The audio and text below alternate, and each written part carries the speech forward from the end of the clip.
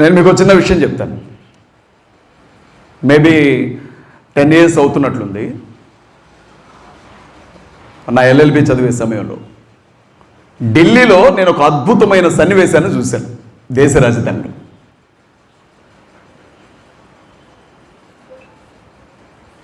మన అన్నదమ్ములు ముస్లిం సహోదరులు నమాజ్ చేసే సమయం అయితే పేక తెగి రక్తం పోతూ చనిపోతున్నా సరే మోకాళ్ళ మీద కూర్చొని చనిపోతారు. రోడ్డు పక్కన కూర్చున్నారు, నమాజ్ చేస్తున్నారు. రోడ్డు పక్కన పరిస్థితులు ఎలా ఉన్నాయంటే సమయం అయిపోయింది, మసీదుకి వెళ్ళే సమయం లేదు. ఆ వైపు నుంచి ఆవాజ్ వినపడుతోంది. ఏం చేయాలో తెలియలా. వెంటనే కాళ్ళకుండే చెప్పులు విడిచేశారు, చేతులు కడుక్కున్నారు, ముఖం కడుక్కున్నారు. నడి రోడ్డు పక్కన మోకాళ్ళ మీద కూర్చొని అల్లాహు అక్బర్ అనుకుంటూ ప్రార్థించడం ప్రారంభించారు. ఆ సమయంలో నా గుండెల్ని పిండేసిన ఓ సన్నివేశం చూశాను. ఏంటో తెలుసా? హిందూ మిత్రులు నుదుటి మీద చక్కని బొట్టు పెట్టుకొని మెడలో కాషాయ కండవులు వేసుకొని ముస్లిం సహోదరులు చేస్తున్నటువంటి నమాజ్కి ఏ ఇబ్బంది కలగకూడదని చుట్టూ ప్రహరీ నిలబడ్డట్లుగా నిలవబడ్డారు. 10 సంవత్సరాల క్రితం ఢిల్లీలో. అది మన భారతదేశం. కానీ మొన్న 6 నెలల క్రితం అదే ఢిల్లీలో బాగేశ్వర్ ధామ్ గురించి జరిగిన ఒక మీటింగ్లో పేరు మోసిన హిందూ జనజాగరణ అనే సంస్థ పెట్టిన కార్యక్రమంలో కొన్ని వేల మంది ప్రజలు ఒక చోటు ఉన్నప్పుడు ధర్మాన్ని బోధించే స్వామి మహామండలేశ్వర్జీ వాళ్ళందరి ముందు నిలబడి మాట్లాడుతూ ఉన్నప్పుడు అక్కడ ఎమ్మెల్యేలు ఉన్నారు, ఎంపీలు ఉన్నారు, మంత్రులు ఉన్నారు, పోలీస్ ఆఫీసర్లు ఉన్నారు, విద్యావంతులు, మేధావులు అందరూ చూస్తూ ఉన్నప్పుడు భారతదేశ వ్యాప్తంగా ఉండే ముస్లింలను, క్రైస్తవులను చంపడానికి మన హిందూ కుర్రాళ్ళు సిద్ధం కావాలి అని పిలుపునిచ్చాడు అదే ఢిల్లీలో. 10 సంవత్సరాల్లోనే ఎంత మార్పు! ఏ ఢిల్లీలో మన అన్నదమ్ములు నమాజ్ చేస్తుంటే ప్రాణాలకు అడ్డు తెగించి నిలవబడ్డారో హిందూ సహోదరులు, అదే ఢిల్లీలో ముస్లింల్ని, క్రైస్తవుల్ని చంపడానికి ఇక సిద్ధం కమ్మని పిలుపునిచ్చారు. అయితే ఆ రోజు నుంచి ఈ రోజు వరకు ఆ స్వామీజీ మీద ఒక్క కేసు కూడా నమోదు కాలా. ముంబై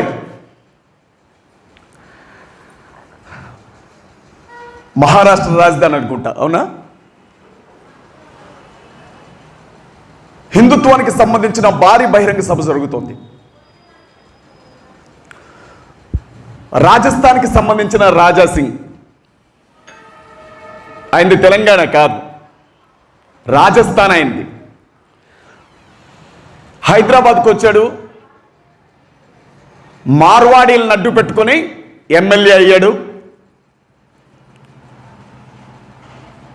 ఆయన స్పీకర్గా వెళ్ళాడు. అక్కడికి వెళ్ళి మన హిందూ ధర్మం కోసం నేను చావడానికైనా చంపడానికైనా సిద్ధంగా ఉన్నాను అన్నాడు. అని భారతదేశంలో ఉండే ముస్లింలని పొడవడానికి హిందువుల కుర్రాళ్ళు కత్తులు కొనుక్కోవాల్సిన సమయం వచ్చింది అన్నాడు. ఆ ఎమ్మెల్యే గారి మీద ముంబైలో ఒక్క కేసు కూడా నమోదు కాల. ఎగ్జాక్ట్లీ 3 months అవుతుంది అనుకుంటా maybe. Bharatiya Janata party BJP మహిళా విభాగం అధ్యక్షురాలు, ఏంటం పేరు, కౌర్. ఆ తల్లి హిందూ యువకుల సభలో మాట్లాడుకుంటూ ముస్లిం ఆడపిల్లల్ని, క్రైస్తవుల ఆడపిల్లల్ని గ్యాంగ్ రేపులు చేయండిరా అని పిలుపునిచ్చింది.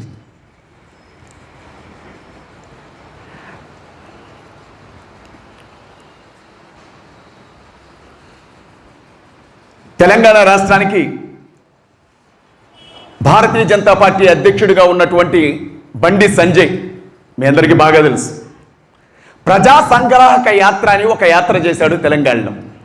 ఆ సమయంలో హైదరాబాద్ నడిబొడ్డున నిలవబడి భాగ్యలక్ష్మి అమ్మవారి దేవాలయం ముందుండి తెలంగాణ ప్రాంతంలో ఉండే హిందూ మిత్రులందరికీ ఒక పిలుపునిచ్చాడు. ఏమని? ముస్లింలకు ఒక పిలుపునిచ్చాడు. ముస్లింల మసీదులను కూలుద్దాం రండి, అందులో శవాలు దొరికితే అవి ముస్లిమ్స్వి, శివలింగాలు దొరికితే అవి మావి అని పిలుపునిచ్చాడు. హైదరాబాద్ నగరంలో మసీదులను కూల్చడానికే బండి సంజయ్ గారిని భారతీయ జనతా పార్టీ తెలంగాణ రాష్ట్ర అధ్యక్షుడిగా నియమించినట్లుంది. ఎన్ని చెప్పాలి నేను? ఏమని చెప్పాలి? ఎన్ని చెబితే మాత్రం ఈ ప్రజలకు అర్థమవుతుంది? కర్ణాటక మన పక్క రాష్ట్రంలో ముస్లింల ఆడబిడ్డలు హిజాబ్ ధరిస్తారు. ముస్లింల ఆడబిడ్డలు ఒంటి మీద ఉండే బట్టలన్నీ ఊడదీసుకొని నడుం క్రింద ఒక జాండ్, నడుం మీద ఒక జాండ కట్టుకునే వాళ్ళకి భారతరత్నలు ఇచ్చే మన ప్రభుత్వానికి ఒంటి మీద పరాయి పురుషుల చూపు పడకుండా ఎలా ఉందండి? 2 నెలల ఆడబిడ్డలను వదిలిపెట్ట, 2 నెలల పసిబిడ్డలను కూడా వదలట్లా, 2 సంవత్సరాల ఆడబిడ్డలను వదలట్లా, 10 ఏళ్ళ ఆడబిడ్డలను వదలట్లా, 20 ఏళ్ళ ఆడబిడ్డలను వదలట్లా, 60 ఏళ్ళ ముసలాలను కూడా వదలకుండా మానభంగం చేస్తూ ఉంటే ఒంటి మీద ధరించే వస్త్రాలు ఒంటిని కాపాడాలి కానీ మనుషులను రెచ్చగొట్టకూడదని హిజాబ్ ధరించే ఆ పవిత్రమైన ముస్లిం ఆడబిడ్డల ఒంటి మీద కాడి నీళ్లు జల్లారు కర్ణాటకలో. చూడలేదా? మనం చూడలేదా?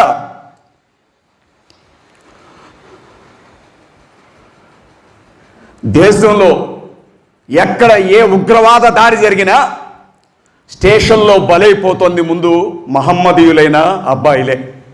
వాళ్లకు సంబంధం లేకపోయినా సరే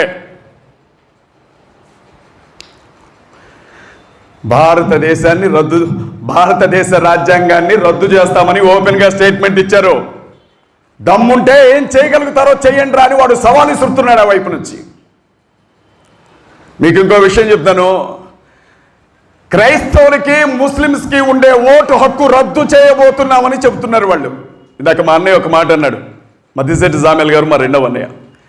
క్రిస్టియన్స్కి ముస్లిమ్స్కి ఉండే ఓటు హక్కు రద్దు చేయగలరా అని ఓపెన్గా వాళ్ళు ఏం చెప్తున్నారంటే 2024లో భారతీయ జనతా పార్టీ మళ్ళీ అధికారంలోకి వచ్చి గౌరవనీయులైన ప్రధానమంత్రి నరేంద్ర మోడీ గారు కానీ ప్రధానమంత్రి అయితే భారతదేశాన్ని హిందూ రాష్ట్రంగా అనౌన్స్ చేసే క్రమంలో క్రైస్తవులకి ముస్లింలకి ఉండే ఓటు హక్కు రద్దు చేసి 2వ స్థాయి పౌరులుగా అనౌన్స్ చేస్తామని మాట్లాడుతున్నారు వాళ్ళు. మీకు తెలుసో తెలీదో డిటెన్షన్ సెంటర్స్ ఏర్పాటు చేశారు. ఇందాక ఎవరో పెద్ద ఆయన చెప్పారు. బందెల దొడ్లు అంటారు వాటిని, బందెల దొడ్లు. ఊర్లో చిన్నతనంలో గేదెలు తప్పిపోతే వాటిని తీసుకెళ్లి బందెల దొడ్లో పడేసేవాళ్ళు. తల్లిదండ్రులు వెళ్ళి ఎంతో కొంత జరిమానా కట్టి ఆ గేదెను తెచ్చుకునేవాళ్ళు ఇంటికి. మీ గేదెను బందెల దొడ్లో పెట్టాం అనేవాళ్ళు. ఓటు హక్కు రద్దు చేశాక క్రైస్తవులకి కానీ ముస్లింలకు కానీ ఈ దేశంలో ఎలాంటి హక్కు లేకుండా ఓటు హక్కు రద్దు చేయడం అంటే నీ పౌరసత్వాన్ని రద్దు చేయడమే. భారత ప్రభుత్వం దయ మీద బతకాలి. నువ్వు ఉంటే తినాలి, లేకపోతే చావాలి. అంతేగాని ఈ దేశంలో పుట్టా, ఈ దేశంలో పెరిగా, ఈ దేశంలో నేను పౌరుణ్ణే అని నువ్వు మాట్లాడితే నిన్ను ఆ బందెల దొడ్లకు పంపిస్తారు. ఇప్పటికే బీజేపీ పరిపాలించే 6 రాష్ట్రాల్లో ఈ డిటెన్షన్ సెంటర్లు కట్టారు. క్రైస్తవుల్ని ముస్లిమ్స్ని 2వ స్థాయి పౌరులుగా తీసుకుని వెళ్ళి ఆ బండల దొడ్లో వేస్తే ఒక్క పూట అన్నం, ఒక్క పూట నీళ్లు ఇస్తారు. అవి సిద్ధంగా ఉన్నాయి. సిద్ధం కండి, సవాల్ చేస్తున్నాను నేను వాళ్ళ భారతీయ క్రైస్తవుల్ని ముస్లిమ్స్ని. బందెల దొడ్లకు వెళ్ళడానికి సిద్ధంగా ఉండండి.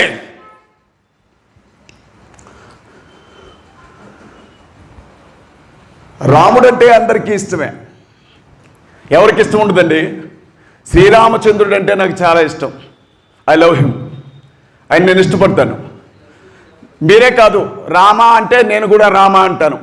నువ్వు జై శ్రీరామ్ అంటావా? నేను కూడా అంటాను జై శ్రీరామ్ అని. తప్పేముంది? రాముడిని నేను మనస్ఫూర్తిగా ప్రేమిస్తున్నాను. నా చిన్నతనంలో ఆచార్య గారు, మా తెలుగు పంతులు గారు మాకు ఒక పాఠం చెప్పారు. అందులో శ్రీరాముడు సీతమ్మ తల్లిని వెంట పెట్టుకొని 14 సంవత్సరాల వనవాసానికి అడవిలోనికి వచ్చినప్పుడు జరిగిన ఒక సంఘటన గురించి చెప్పారు నాకు ఆయన. ఏం జరిగిందట ఆ రోజు? రామచంద్రుడు, సీతమ్మ తల్లి, లక్ష్మణుడు కలిసి వెళుతున్నారట. శ్రీరాముడి పాదాల క్రింద ఒక కప్ప పడిందట. శ్రీరాముడి కాలు కింద ఒక కప్ప పడిందట. రాముడు చూసుకోకుండా తొక్కేశాడట. కొన ఊపిరితో ఉందట కప్ప. రాముడికి వెంటనే జాలనిపించిందట. కప్పకి కష్టం వచ్చిందని జాలి పడ్డాడు అని చెప్తారు ఆయన గురించి. ఇవాళ ఆయన పేరు చెప్పి వేసేస్తున్నారు ఎక్కడికక్కడ దొరికిన వాడిని దొరికినట్లు. కప్ప కాలు కింద పడిందని, కప్ప నా కాలు నీ మీద పడ్డప్పుడు నొప్పిగా ఉంది రామా అని పోయావా అని అన్నట్ట రాముడు. అప్పుడు కప్ప అందట, రామా, అడవిలో బ్రతికే ఒక మూగ ప్రాణిని నేను.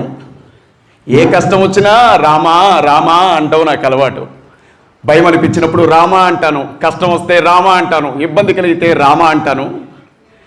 కానీ నీవే వచ్చి నా మీద కాలు పెట్టి తొక్కితే నేను ఇంకెవరిని పిలవాలి అందట కప్ప. తొక్కేది నువ్వు, ఇప్పుడు నేనెవరిని పిలవను అందట. ఇవాళ ఏ కష్టం వచ్చినా ప్రభుత్వం వైపు చూస్తాం, ఏ ఇబ్బంది వచ్చినా ప్రభుత్వం వైపు చూస్తాం. కానీ ఇవాళ మన కష్టాలకి, కన్నీళ్ళకి, బాధలకి, దుఃఖానికి ఒకవైపు ప్రభుత్వమే కారణమైతే ఎవడు మనల్ని కాపాడాలి? రక్షించేది ఎవడు? మీకు ఒక విషయం చెప్తాను వినండి. చాలామంది అంటున్నారు అజయ్ బాబుకి హిందువులంటే పడదు. ఎవరు చెప్పాడండి బాబు? ఎవడు చెప్పాడు? బాబాయ్, పిన్ని, అత్త, మామ, అక్క, చెల్లి అనుకుంటా హిందువుల ఇళ్లలో పెరిగినాం. చాలామంది అంటారు మేము ఎక్స్ క్రిస్టియన్స్ అండి. మేము ఎక్స్ హిందువులే అండి. ఒకప్పుడు మేము కూడా హిందువులమే, బంధువులమే. మనుషులకు అర్థం కావాల్సింది ఏంటంటే మేము వేరు, మా బ్లడ్ వేరు అంటారుగా. తొక్కేం కాదు, అందరు బ్లడ్ ఒకటే. ఇక్కడ మనకి ఇలాంటి అంతరాలు వస్తాయని చెప్పి సాక్ష్యం ఏంటి, మనుషులంతా ఒకటే అని అడుగుతారని అందరికీ అదే పెట్టాడు. A positive, B positive, O positive. ఎవరిని కోసినా వచ్చేది అదే. ఇంకా నీ కులం ఎక్కడ ఎక్కువ, నా కులం ఎక్కడ తక్కువ? కలిసి బ్రతకాల్సినటువంటి మనుషుల మధ్య నిన్న జరిగిన ఒక దాడి చెప్తాను. రాత్రి 12 గంటల సమయంలో ఒక 300 మంది, ఎంతమంది అండి? జలిపాల్ గారు వచ్చిన వారి వైపు కూడా తిప్పండి. అర్థమైంది అయ్య గారు? ఒక 300 మంది బీజేపీ కార్యకర్తలు, ఆర్ఎస్ఎస్ కార్యకర్తలు జిల్లాలో శంకరపల్లి మండలంలో జన్వాడ అనే గ్రామంలో ఓ చిన్న సీసీ రోడ్డు కాడ వచ్చినటువంటి విషయం. చిన్న సీసీ రోడ్డు కాడ 300 మంది కలిపి కొడితే ఎలా ఉంటుందో చూపించారు వాళ్ళు. ప్రాణభయంతో దళితులు, ప్రాణభయంతో మాలలు, మాదిగలు మెథడిస్ట్ చర్చి లోపలికి వెళ్ళిపోయారు. తలుపులు వేసుకున్నారు. వెళ్ళిపోతే ఆ చర్చి తలుపుల్ని బద్దలు కొట్టి, ఆ చర్చి కిటికీలను బద్దలు కొట్టి, చేతుల్లో ఇటుక పెద్దలు తీసుకొని గుమ్మం దగ్గర నుంచి కొడుతుంటాడు పైలినట్లుగా పడిపోయారు నేల మీద మందిరంలో. నా దగ్గర ఉన్నాయి ఆ వీడియోలు. చాలామంది నన్ను అడిగారు, అన్న వీడియోలు నువ్వు యూట్యూబ్లో పెట్టవే, నాదేమన్నా న్యూస్ ఛానల్, టీవీనైనా, ఎన్టీవీనా, సాక్షినా, ఏది పడితే అది చూపించడానికి? నాదొక క్రిస్టియన్ ఛానల్. ఒంటి కనపడితే చాడు యాడ్స్ ఇస్తాడు యూట్యూబ్. ఎవరైనా చేతిలో కర్ర ఎత్తే చాలు రిస్ట్రిక్టెడ్, నిషేధించబడింది, కర్ర చూపించావంటాడు. ఇక కత్తులు పట్టుకొని పొడుచుకుని ఎలా చూపించాలి నేను ఛానల్లో? నేను పెట్టిన వాడు ఎక్కడ ఉంచుతాడు? తెలివి ఉండదు చాలామంది. నాన్న, నా మెదడు కడుపులో ఉందంటే మా టీచర్ అమ్మ నవ్వింది అందంట. బిడ్డొచ్చి వాళ్ళ నాన్నతో నా మెదడు కడుపులో ఉందంటే మా టీచర్ అమ్మ నవ్వింది అంటే, తండ్రి అన్నట్ట మీ టీచర్ తిక్కల్దాని లేకుందా, మెదడు ఎప్పుడు మోకాల్లో ఉంటుంది, కడుపులో ఎట్ట ఉంటుంది అన్నట. అంత మేధావులా చుట్టూ, ఏ వైపు చూసినా మహామేధావులు, పండితులేనాయి. ఈ మనుషులు అలాంటి వాళ్ళు తెలుసా?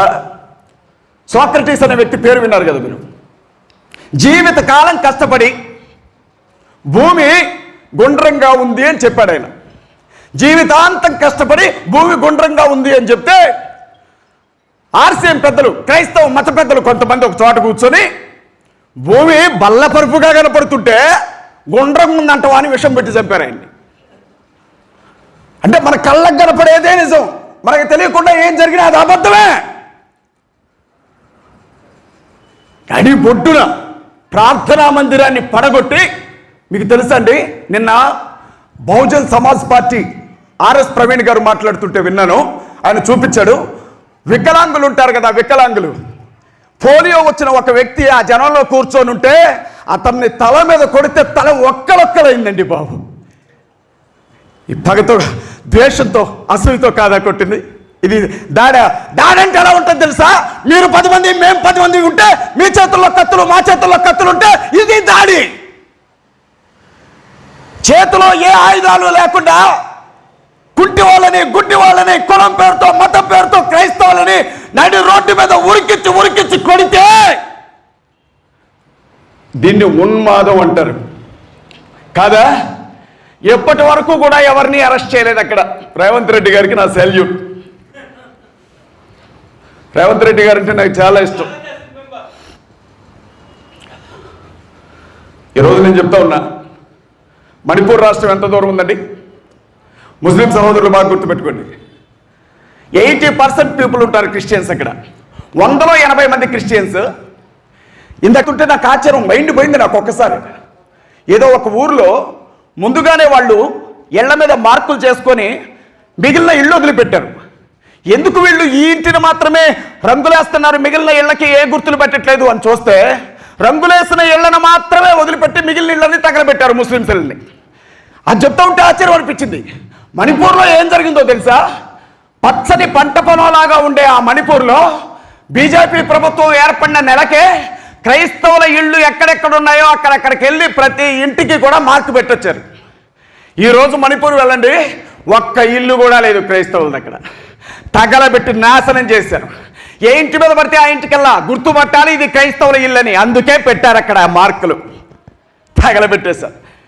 నేను ఒక చోటకు కూడా వినండి, 2 నెలల బిడ్డ, అది వాల్ ఆఫ్ రిమెంబరెన్స్ అన్నారు దాన్ని, మణిపూర్లో నేను చూశాను. 2 months బేబీ, 2 నెలల బిడ్డ ఫోటో ఇట్లా వాల్ మీద ఉంది. ఈ 2 నెలల బిడ్డ ఎట్లా దిగితే ఆ మత కల్లోలాలు జరిగేటప్పుడు ఈ బిడ్డ అని చెప్పారు. 2 నెలల బిడ్డ. అక్కడ నిండు గర్భిణిని చూశాను నేను, కడుపుతో ఉండి. ఆ తల్లి కూడా చచ్చిపోయిందట. ఏంటమ్మా అంటే, ఈ తల్లిని పొట్లో పొడిచి చంపారు గొడవ జరిగేటప్పుడు అన్నారు. మీకు తెలుసా, దేశ స్వతంత్రం కోసం పోరాడిన జాతి కుకీ జాతి. మణిపూర్లో స్వతంత్ర సమరయోధుల భార్యల్ని, 70 ఏళ్ళు 80 ఏళ్ళు ఉన్నటువంటి భార్యల్ని ముక్కలు ముక్కలుగా నరికి షెడ్లో వేసి తగలబెట్టారు మణిపూర్లో. అనాథాశ్రమాల లోపల ఉండే ఆడబిడ్డల్ని మానభంగాలు చేసి రోడ్ల పక్కన విసిరేశారు మణిపూర్లో. సార్, క్రైస్తవుల ఆడబిడ్డల్ని నడి రోడ్డు మీద నగ్నంగా నడిపిస్తున్నారు సార్. ఇది మీ దృష్టికి రాలేదా అంటే, గౌరవనీయులు మహానుభావులు శ్రీ ముఖ్యమంత్రి బీరేన్ సింగ్ ఏమన్నాడు తెలుసా? ఇలాంటి 100 జరిగినాయి ఇక్కడ, ఇది ఒక్కటే రాయింది అన్నాడు. ఏం మాట్లాడతాం, ఏం చెప్తాం? 50,000 మంది 60,000 మంది వెళ్ళిపోయారు. జాగ్రత్తగా వెళ్ళండి. నేను చెప్తున్నాను చూడండి, మణిపూర్ రాష్ట్రాన్ని కాషాయ కాష్టం చేసి వదిలిపెట్టారు. ఇవాళ మీరు గుర్తుపెట్టుకోవాల్సిన విషయం ఏంటో తెలుసా? ప్రార్థనా మందిరాలు లెక్కలేనన్నింటినీ కూలగొట్టుకుంటూ వెళుతున్నారు, మసీదులు కూలగొడుతున్నారు. పవిత్ర గ్రంథాలు, బైబిల్ని, పవిత్ర గ్రంథం ఖురాన్ని తగలబెడుతున్నారు. క్రైస్తవుల ఆడబిడ్డల్ని, ముస్లింల ఆడబిడ్డల్ని మానభంగాలు చేస్తున్నారు. క్రైస్తవుల ఆస్తుల్ని, ముస్లింల ఆస్తుల్ని స్వాధీనం చేసుకుంటున్నారు. ఎక్కడ లేని పర్మిషన్స్. వాడెవడో అంటున్నాడు, మొన్న నేను విన్నాను, వాడు అంటాడు ఆ పనికిమాలినోడు అంటాడు, వాడు మా హిందూ టెంపుల్స్ దగ్గర మీ ముస్లిమ్స్ ఎవరు షాపులు పెట్టొద్దు అంటాడు వాడు. నాకు అనిపిస్తుంది అసలు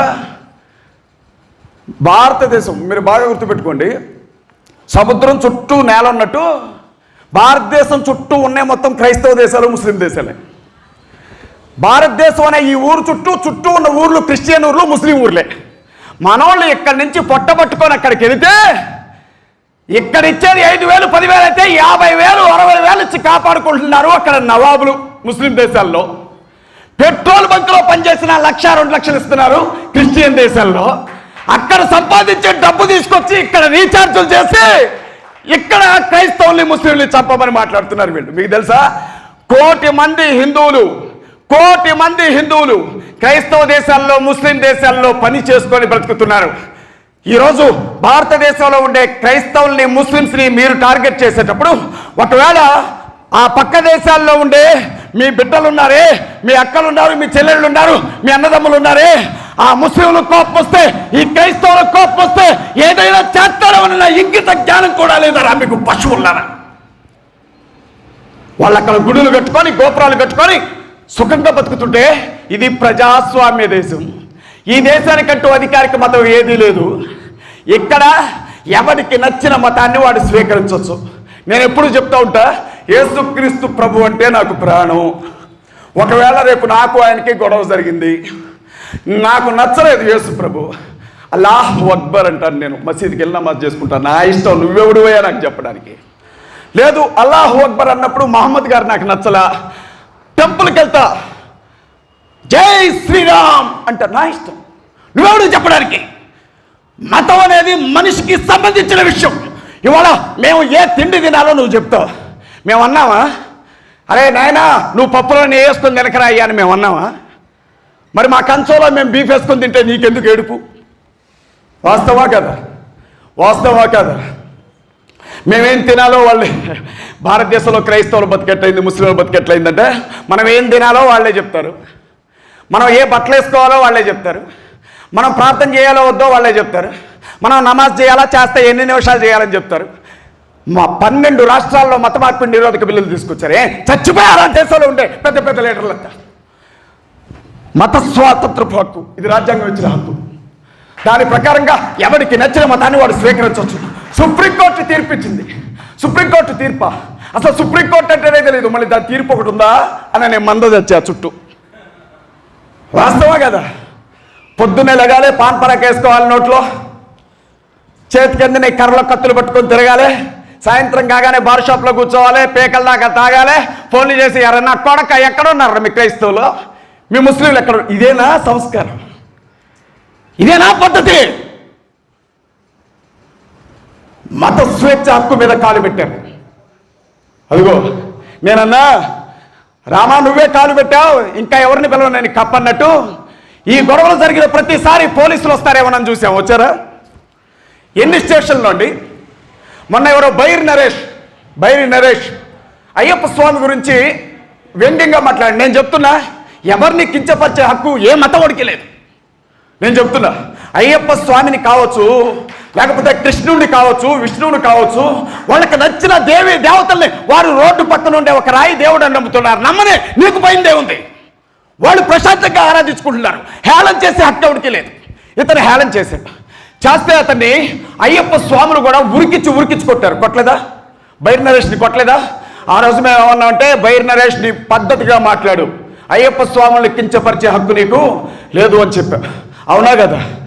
నిన్నగాక మొన్న కత్తి పద్మారావు గారు దళిత నేత మాత్రమే కాదాయన, మహామేధావి. ఆ మనిషి శ్రీరాముడి గురించి ఏదో మాట్లాడినప్పుడు కొన్ని హిందూ సంఘాలు ట్యాంక్ బండ మీద నిరసన తెలియచేశాయి. రాముడి గురించి తప్పుగా మాట్లాడితే తాట తీస్తామన్నారు. శభాష్, నేను ఒప్పుకుంటున్నాను. ఎందుకంటే కొన్ని కోట్ల మంది ప్రజలు ఆరాధించే దైవం శ్రీరాముడు. రాముడి గురించి తప్పుగా మాట్లాడే హక్కు ఎవరికీ లేదు, నేను ఒప్పుకుంటున్నా. మేము సపోర్ట్ చేస్తున్నామే. మరి నువ్వు పొద్దున్న లేచిన దగ్గర నుంచి యేసు ప్రభులా, మరియాలా, మహమ్మద్ ప్రవక్తలా, Bible sex book, Quran sex book అని మాట్లాడుతుంటే మాకు కోపం రాదా? ఇది మీకు తప్పు అనిపించదా? ఇది న్యాయమేనా? మేము గుండెలు కట్టుకుంటే మీరు గుండెల్లో పొడుస్తారా? మీకో న్యాయం మాకో న్యాయమా? ఎవడో అన్నాడంట, నేను చేసే సంసారం రా, నువ్వు చేస్తే అదే వ్యభిచారం అని. ఎవరు పట్టించుకోరా? మీకు తెలుసా 2025 అబ్బా, నేను చెప్తా ఉన్నా, ఈ సంవత్సరంలో బతికినోడు చరిత్రను చూస్తాడు. వాడు ఏంటో తెలుసా? 2025కి ఒక ప్రత్యేకమైనటువంటి గుర్తింపు ఉంది. ఇప్పటికీ సుమారు 99 సంవత్సరాల క్రితం ఆర్ఎస్ఎస్ అనే ఒక సంస్థ ఏర్పడింది. ఆ సంస్థ ఏర్పడిన రోజే, ఈ సంస్థ ఏర్పడిన 100 సంవత్సరాల్లో భారతదేశాన్ని హిందూ దేశంగా మార్చాలి అని ఒక ఎజెండా రాశారు వాళ్ళు. దాని ప్రకారంగానే సాధారణమైన సంస్థగా ఒక్కరితో మొదలై ఈ రోజు నేను చెప్తా ఉన్నా, ఇండియన్ ఆర్మీలో కూడా లేనంత మంది సభ్యులు ఆర్ఎస్ఎస్లో ఉన్నారు. వాళ్ళ ఒక మహాబలమైన సంస్థ. నరేంద్ర మోడీ పెద్ద తోపని మీరు అనుకుంటున్నారా? మణిపూర్ రాష్ట్రం వెళ్ళొద్దు అని వాళ్ళు చెప్పారు కాబట్టి ఆయన వెళ్ళిరమ్మంటే వంగొంగి దండాలు కూడా పెట్టొచ్చేవాడు వెళ్ళి. సముద్రం ఆర్ఎస్ఎస్ అనేది మహాసముద్రం. అది ఒకవేళ మంచి చేయాలనుకుంటే అలాంటి సంస్థ లేదు భూమి మీద. కానీ తన బలాన్ని, తన బలగాన్ని, తన అధికారాన్ని, తన శక్తియుక్తులన్నింటినీ క్రైస్తవ ముస్లింలను చంపడానికి ఉపయోగిస్తూ ఉంది ఆ సంస్థ. చాలా భయంకరమైన పరిస్థితుల్లోకి మనం నెట్టబడ్డాం. ఇష్టం ఉన్నా లేకపోయినా, నువ్వు హిందూ అయినా, ముస్లిం అయినా, క్రిస్టియన్ అయినా, ఇది వాస్తవం. వాళ్ళు పెట్టుకున్న టార్గెట్లో ఒక్కడితో మొదలై దేశ ప్రధానమంత్రి అయ్యే స్థాయికి వచ్చారు. మీకు తెలుసా, 3 సార్లు నిషేధం విధించారు ఆర్ఎస్ఎస్ మీద. నిషేధం బ్యాన్ చేసిన ప్రతిసారి మళ్ళీ బయటకు వచ్చింది దాని బలం. అది ఇవాళ పోలీస్ డిపార్ట్మెంట్లో వాళ్ళ మనుషులు ఉంటారు, కోర్టుల్లో వాళ్ళ మనుషులు ఉంటారు, జడ్జిల్లో వాళ్ళ మనుషులు ఉంటారు, ఎమ్మెల్యేలు ఎంపీలు వాళ్ళ మనుషులు, ప్రధానమంత్రి వాళ్ళ మనిషి. ప్రపంచ దేశాలు ఒక్కసారి ఆర్ఎస్ఎస్ కన్నెర చేస్తే గడగడలాడాల. అంత బలగం చాపు కింద విస్తరించి ఇవాళ టార్గెట్ చేసుకుంటూ నరుక్కుంటూ వెళుతున్నారు క్రైస్తవుల్ని. నేను ఏమన్నంటే 180 మంది ఉండే మణిపూర్ నాశనం చేస్తారే ఒక్కడు మాట్లాడాల. తెలంగాణలో మన పర్సంటేజ్ ఎంత? తెలంగాణలో మనం ఎంతమంది ఉన్నామన్నా? ఆంధ్రాలో ఎంతమంది ఉన్నాం? మనల్ని చంపితే ఎవడు పట్టించుకుంటాడు? వాస్తవమా కదా? ఈ భయమే నన్ను వెంటాడుతోంది. నోటికొచ్చినట్లుగా బూతులు, దాడులు. నాకు తెలియక అడుగుతానన్నా, నేను ఒక చోట ఉంటాను జయనగర్ కాలనీలో. మా ఇంటి ముందు భవానీ స్వాములు చాలా జాగ్రత్తగా ప్రతిరోజు 2-3 గంటలు మాలలు వేసుకొని భజన చేస్తూ ఉంటారు. భవానీ స్వాములు చాలా పెద్దగా 50 మంది 100 మంది వాళ్ళు భజన చేసేటప్పుడు మౌనంగా చూసి లోపలికి వెళ్ళిపోతాం. ఎందుకంటే అది వాళ్ళ ఆచారం, వాళ్ళ పద్ధతి, వాళ్ళ మాల విధానం. అది మనం లోపలికి వెళ్తాం. నేను నిన్న యూట్యూబ్ కోసం ఒక వీడియో మాట్లాడుతున్నాను. బయటకు వచ్చి మాట్లాడుతుండేసరికి చాలామంది వచ్చారు, గోడెక్కి చూస్తూ ఉన్నారు. ఇట్లా ఏం మాట్లాడుతున్నాడు వీడు, క్రైస్తవుడు అనుకుంటా. నాకు అనిపించింది, ఇన్ని రోజులు మీరు చక్కగా పూజ చేసుకుంటుంటే లోపలికి వెళ్ళి కూర్చున్నాను. నేనేదో నా కష్టాన్ని చెప్పుకోవడానికి ఒక వీడియో చేస్తుంటే కొట్టేలాగా చూస్తున్నారు ఎట్లా నాయన అని అనుకున్నాను. ఏడ బతుకుతున్నాం?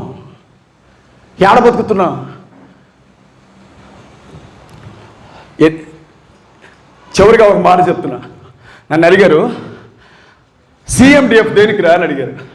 C క్రిస్టియన్, M ముస్లిం, D డిఫెన్స్, F ఫోర్స్. ఇది మీకు అవసరమా అన్నారు. నేనన్నా, నా చిన్నతనంలో ఒకసారి రోడ్డు మీద వస్తూ ఉన్నాను. నేను పిచ్చుకుక్క ఆ బజార్లో ఉందన్న విషయం తెలియదు నాకు. అందరూ కూడా ఇళ్లలోనే ఉన్నారు. నేను ఆ బజార్కి వచ్చినప్పుడు ఆ కుక్కను చూడగానే కొంచెం తేడా అనిపించింది నాకు.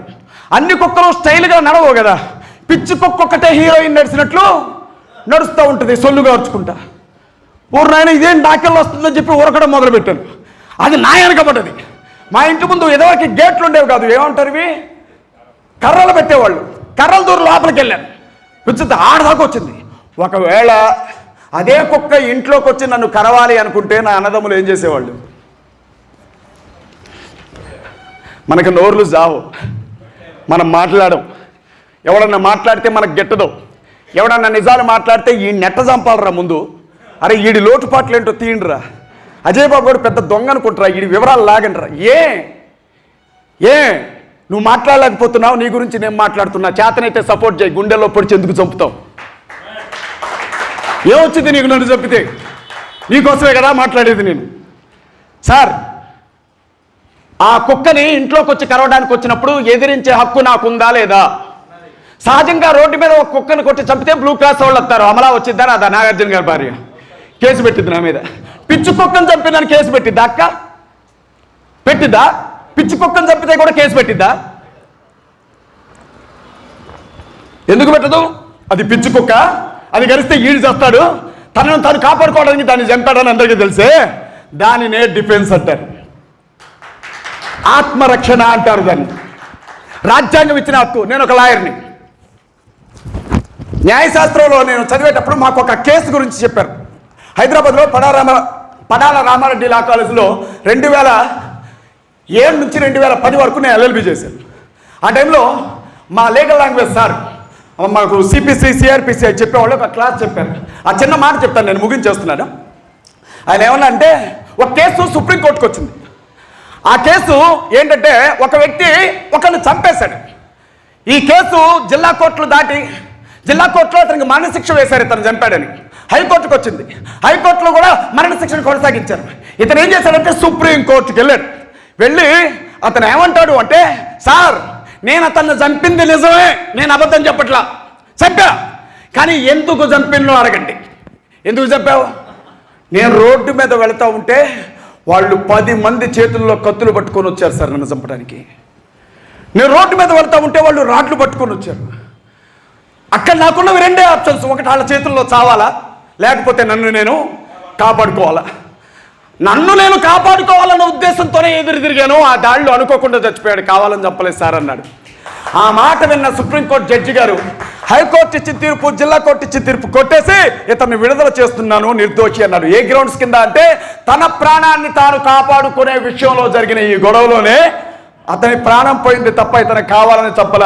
ఆత్మరక్షణ కోసం, నీ ఆస్తులు రక్షించుకునేటప్పుడు, నీ ప్రాణం రక్షించుకునేటప్పుడు, నీ ఆడబిడ్డల్ని దుష్టుల చేతుల్లోంచి రక్షించుకునేటప్పుడు, నీ మందిరాలను రక్షించుకునేటప్పుడు ఎవడైనా పిచ్చి కుక్కలాగా నీ మీదకి వస్తే వాడిని చంపే హక్కు, నిన్ను నువ్వు కాపాడుకునే హక్కు కూడా ఉంది.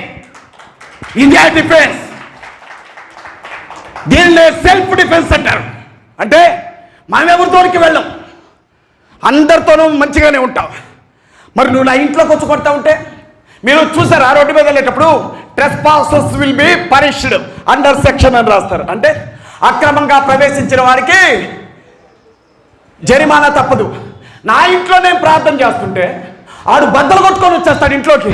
ఏం చేస్తున్నాడు ఇక్కడ, ఏం జరుగుతుంది ఇక్కడ, అసలు నీకెందుకు ప్రాబ్లం? నా ఇంట్లో ఏం జరుగుతుందో నీకెందుకు? అసలు నా గేట్లో నుంచి లోపలికి కట్టొచ్చినావు నువ్వు, అవునా కదా? అసలు నా గేట్లోంచి బయటకు ఎట్టొచ్చినావు నువ్వు, నా అనుమతి ఉందా నీకు? అనుమతి లేకుండా లోపలికి వచ్చినందుకే నీ కాళ్ళు ఎరగొట్టాలి ఒకటి, అవునా కదా? ఇతరులు లోపలికి ప్రవేశించకూడదు అని బోర్డు పెడతారా పెట్టరా? ఈ ఇంట్లో కుక్కలు ఉన్నాయి జాగ్రత్త అని పెట్టినట్టే కుక్కలాగా ఇంట్లోకి రాకండి రా అని చెప్పి బోర్డు పెడతారు. నువ్వు తాగిన మత్తులో నీ ఇష్టం వచ్చినట్టు ఇంట్లోకి వచ్చి 10 మంది ఉన్నాం కదా, పిక్క బలం ఉంది, పిర్ర బలం ఉంది అని చూపించడానికి వస్తే కొడకలర ఎరగవేస్తాం. అదే డిఫెన్స్. దాడి చేస్తారు, ప్రాణాలు చేస్తారు, ఎంతమందిని చెప్తారు. ఛత్తీస్గఢ్లో తిమోతి అనే పాస్టర్ని తుపాకీతో కాల్చి కత్తులతో గుండెలో పొడిచి చంపారు. ఎవడు మాట్లాడానేగా, లెక్క తీయండి. ఎంతమంది తెల్లబారు కొట్టారు, ఎంతమంది ఆడవాళ్ళ కుక్కలు పట్టలాగారు. అనంతపురంలో, ఆంధ్రాలో జగన్మోహన్ రెడ్డి నేను క్రైస్తవుడు అంటాడు. నాకు తెలిసి జగన్మోహన్ రెడ్డి గారు అంత నీతిమంతుడిని నేను ఎంతవరకు చూడలే. ఎంత నీతిమంతుడు అంటే జగన్మోహన్ రెడ్డి, నేను ప్రార్థన చేయకుండా తెల్లారదా, ప్రార్థన చేయకుండా లేఖనని చెప్తాడు. మణిపూర్ రాష్ట్రంలో క్రైస్తవులందరినీ సర్వనాశనం చేసి అసలు లేకుండా బూడిద చేస్తే మా జగనన్న, మా అన్న వైఎస్ఆర్సీపీలో నేను స్టూడెంట్ వింగ్ మొదటి అధ్యక్షుడిని ఆంధ్రప్రదేశ్ రాష్ట్రానికి. మా అన్న ఏమన్నారు తెలుసా? మా అన్న భారతదేశాన్ని బీజేపీ పరిపాలించినంత గొప్పగా ఎవరూ పరిపాలించలేదు అని చెప్పాడు పార్లమెంట్లో అవిశ్వాస తీర్మానం పెడితే. మా అన్న చాలా మంచోడు. జగనన్న క్రైస్తవులందరూ జగనన్నకే ఓటేయండి. చంద్రబాబు వెళ్ళి అమిత్ షా కాళ్ళు పట్టుకుంటే నేనేమన్నా తక్కువ అని జగన్ వెళ్ళి నరేంద్ర మోడీ కాళ్ళు పట్టుకున్నాడు. ఎవడు మనల్ని కాపాడేది? ఏ పార్టీ మన గురించి మాట్లాడేది? మనల్ని మనమే కాపాడుకోవాలా. దానికోసమే CMDF ఏర్పాటు చేశాం. నేను చెప్తున్నా, భాయ్ అంటే ప్రాణం పెడతాం, అన్న అంటే ప్రాణం పెడతాం. కానీ మా పిల్లల్ని పాడు చేయాలని, మా ఆస్తులు ఆక్రమించుకోవాలని, మమ్మల్ని చంపాలని చూస్తే మాత్రం ఎదురు తిరుగుతాం. మాకు వేరే దారి లేదు. ప్రభుత్వాలు మమ్మల్ని పట్టించుకోవట్లా, ఏ ప్రభుత్వం మమ్మల్ని పట్టించుకోవట్లా. అలా అని చెప్పి చచ్చిపోవాలా? మేము ఈ దేశ మూల నివాసులం, మేము ఈ దేశాన్ని పరిపాలించే చక్రవర్తులం. మేము మమ్మల్ని గుడిలోనికి రానివ్వలేదు, మీరు బడిలోనికి రానివ్వలేదు. నేను అడుగుతా ఉన్నా, శంభూకుడి తల ఎందుకు నరికాడు శ్రీరాముడు? మేము అడగలేమా? ఏం తప్పు చేశాడు? తపస్సు చేసే శంభుకుడి తల్లి శ్రీరాముడు ఎందుకు నరికాడు? వాడు శూద్రుడనే కదా. మేము అడగలేమా?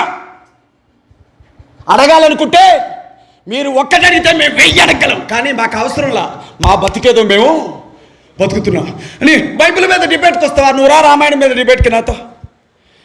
నువ్వే రామాయణం చదివావో తెలియదు. నేను మొల్ల రామాయణం చదివాను, వాల్మీకి రామాయణం చదివాను. దాదాపు 386 రామాయణాలు ఉన్నాయి భారతదేశంలో కాకుండా ప్రపంచ దేశాల్లో. ఏ రామాయణం మీద చర్చ పెడదాంరా? అవి తెలియవు మనకు, అదంతా తెలియదు. సనాతన ధర్మం అన్న, సనాతన ధర్మం అంటే ఏంది? నాకంటే ఎవడికి తెలుసు, ఏమస్తు తెలుసు. చెప్పు ఏందన్నా సనాతన ధర్మం? సనాతనంకి వచ్చిన ధర్మమే సనాతన ధర్మమే.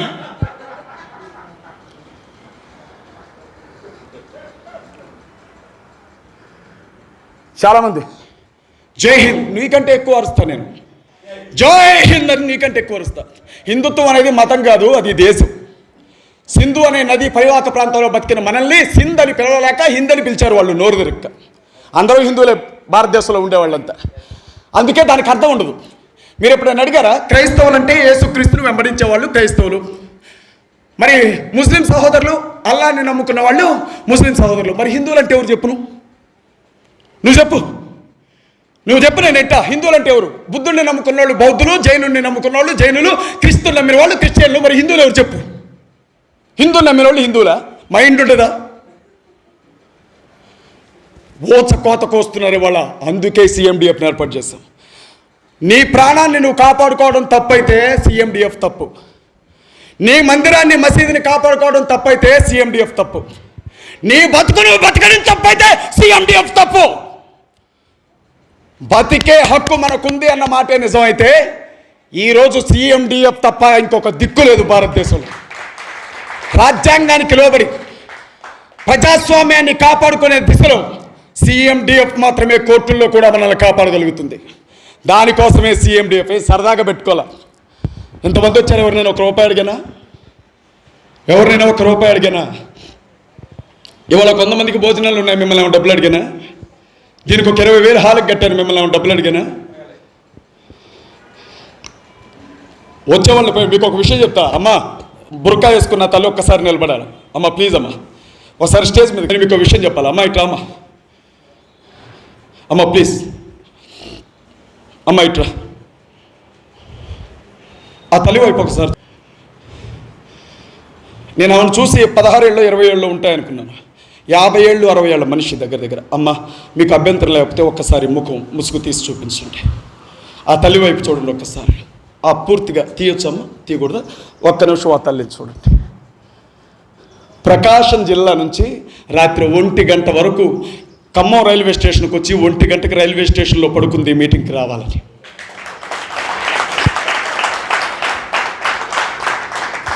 ఆ తల్లి కాళ్ళు మొక్కి దండం పెట్టుకున్నా మేము మేధావులు అనుకునే వాళ్ళకి సిగ్గురది మన భారతదేశం. ఉపన్యాసాలు చెప్పమంటే ఎవడైనా చెప్తాడు, ఎదురుగా నిలబడే దమ్మున్న మగాడు కావాలా, ఆడది కావాలా?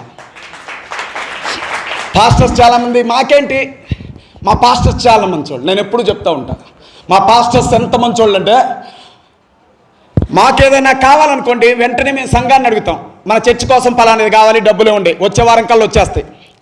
నాకు కారు కావాలా, పరిచర్యకు వెళుతున్నా, వెళ్ళమ్మా పరిచర్యకు వెళుతున్నా, నాకు కారు కావాలా, సంఘం పోగేసుకొని ఇచ్చేసింది. చర్చి కట్టాలంటే వాగ్దాన స్థలం దేవుడు చూపించుండు, ఎకరం కొనవండు, తక్కువ కాదు, మళ్ళీ ఎకరం కావాలా. ఎవరి పేరు మీద రాత్తవయ్యా? సంఘం పేరు మీద కాదు, నా పేరు మీదే. దేవుడు చెప్పిన వాగ్దాన స్థలం ఎకరం, గజం 1,50,000 స్పాన్సర్ చేయండి, బాగానే ఉంటుంది. టీవీలో ప్రోగ్రాం ప్రతి వారం గంటకో ప్రోగ్రాం అమ్మా, 50,000 కట్టాలా? దేవుడు దీవించాలంటే 50,000 ఇవ్వు. కొబ్బరి నుండి డబ్బాలు అమ్ముతున్నాను, కచ్చిపులు అమ్ముతున్నాను, ఇక మా ఇష్టమే. అయ్యా సంఘం మీదకి వచ్చి దాడి చేస్తున్నారయ్యా అని అంటే, అమ్మ మనం మాట్లాడకూడదమ్మా, దేవుడు చూసుకుంటాడు. అబ్బా ఈ 10 ఏళ్ల క్రైస్తవ జీవితంలో అసలైన దొంగలు ఎవరైనా ఉన్నారంటే ఎలాంటి వ్యక్తులు నేను చూశాను. ఎంత మోసం, ఎంత దగ. నీకే కష్టం వచ్చినా సంఘం మీద పడతావు, సంఘానికి ఏదైనా కష్టం వస్తే మాత్రం దేవుడు చూసుకుంటాడమ్మా. జమాతుల పేరుతో ముస్లిం సహోదరులు, డినామినేషన్ల పేరుతో క్రైస్తవులు ఇడిపోయి కొట్టుకొని చేస్తుంటే ఆడొచ్చి ఇద్దరిని వేసుకుంటూ పోతున్నాడు. అక్కడ కలవాల్సిన సమయం వచ్చింది, కలుద్దాం. చిన్న తేడా ఉంటుంది మనకి ఖురాన్కి. ప్రభు శిలువలో మరణించారని మనం, లేదండి ఆయన చనిపోకుండానే పరలోకానికి వెళ్ళారని వారు. ఏది వాస్తవం అనేది దేవునికి తెలుసు. మంచేదో చెడేదో మీరు మీ మసీదులో మా చర్చిలో చెప్పుకుంటాం, ఇంతే, గొడవ అవసరం లేదు మనకి. నీ కష్టం వస్తే మేము వస్తాం, మాకు కష్టం వస్తే మీరు రండి, మీరు అల్లాహు అక్బర్ అనండి, మేము ప్రైజ్ ది లార్డ్ అని చెప్తాం. ప్రేమతో వస్తేరా నువ్వు కూడా జై శ్రీరామ్ అంటాం, సిద్ధంగా ఉన్నామంటానికి. మమ్మల్ని చంపి మా శవాల మీద నీ పునాదులు నిర్మించుకోవాలనుకుంటే మాత్రం కొడకల్లారా ఉరికిచ్చి నరుకుతాం చెప్తా ఉన్నాయి వాళ్ళని. దానికోసమే సిఎండిఎఫ్ ఏర్పాటు చేశాం. ఇది ప్రారంభం మాత్రమే, ఇది ప్రారంభం మాత్రమే. నన్ను అన్నాడు ఒకడు, సెంట్రల్ హోమ్ మినిస్ట్రీకి నీ మీద కంప్లైంట్ చేస్తా. గాడిద గుడ్డేం కాదు, గాడిద గుడ్డు లేకపోతే ఇంకేదైనా కాదు. మూతి మీద 20 ఏళ్ళు రాకముందే పార్టీలకు రాష్ట్ర అధ్యక్షుడిగా పనిచేసిన వ్యక్తిని నేను. మేసం కూడా రాలేప్పుడు నాకు. ముఖ్యమంత్రి దగ్గరికి వెళ్ళడానికి కనీసం పర్మిషన్ కూడా అవసరం ఉండేది కాదు నాకు. నేను బయటకు వస్తే ఒక కాన్వాయ్ ఉండేది, అది నా స్థాయి. ఇవాళ అన్నీ కాదనుకొని సేవలోనికి వచ్చి బతుకుతుంది. బతకలేక కాదు, చేవలేక కాదు, దేవుని పిలుపుని బట్టి లోబడి బతుకుతున్నా. అంత మాత్రాన ఒక మాట చెప్తా, కోపం వచ్చేవాడు ఎప్పుడు అరుస్తూ ఉంటే వాడిని ఏమంటారు తెలుసా? ఆడు ఎప్పుడు అట్టేరుతాడు, వదిలేండి అంటారు. కానీ మంచోడికి కోపం వస్తే ఎట్టుంటుంది తెలుసా? ఇప్పుడు చూపియాల క్రైస్తవులు ముస్లింలు వీళ్ళ కోపం వస్తే ఎలా ఉంటుంది అని. చర్చి మీద దాడి చేస్తారు, మసీదుల మీద దాడి చేస్తారు. నేను ఏమనుకుంటున్నాను తెలుసా? ఎప్పుడు వస్తారో నా చర్చి మీదకి కొడకల్లారా ఎదురు చూస్తున్నాను. నేను రావాలి నా చర్చి జోలికి. నేను చర్చిలో ఉన్నప్పుడు రావాలా? చర్చిలో ఉన్నప్పుడు వచ్చి ఏదైనా చికాకు చేస్తే మందిరంలోకి వచ్చిన వాడిని అక్కడే చంపి అక్కడే పాతి పెడతాను. నేను జైలుకి వెళ్ళడానికి కూడా సిద్ధంగా ఉన్నా. నిన్ను గౌరవిస్తున్నాం, మమ్మల్ని గౌరవించు, కలిసిమెలిసి బతుకుదాం. కాదు కూడదు అని అంటావా? బాగా తేల్చుకుందాం, మంచి వచ్చాడు. ఇంకెవడు కూడా మనల్ని కాపాడడానికి రాడు. మీరెవరు నా కోసం వచ్చినా రాకపోయినా నేను మీకోసం వస్తాను. జై హింద్. మీ అందరికీ నా హృదయపూర్వకమైన వందనాలు. అందరూ లేచి నిలబడదాం. భారతదేశంలో